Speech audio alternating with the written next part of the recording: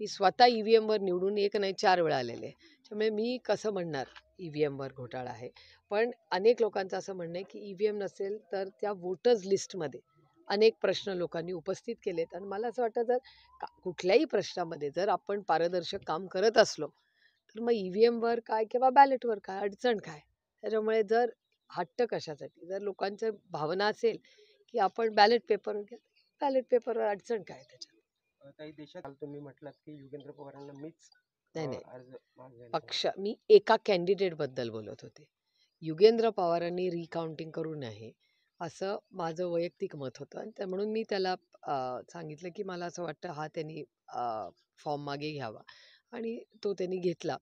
आणि बाकीच्या ठिकाणी ज्या म्हणजे काल मी सचिन दोडकेंबद्दलही बोलले. काल सचिन दोडके होते त्या प्रेसला. त्यामुळे सचिन दोडके अनेक ठिकाणी लोकांचं म्हणणं आहे, की आम्ही मतदान केलं, पण ते पडलं नाही. मी स्वतः ईव्हीएमवर निवडून एक नाही 4 वेळा आलेले आहे. त्यामुळे मी कसं म्हणणार ईव्हीएमवर घोटाळा आहे. पण अनेक लोकां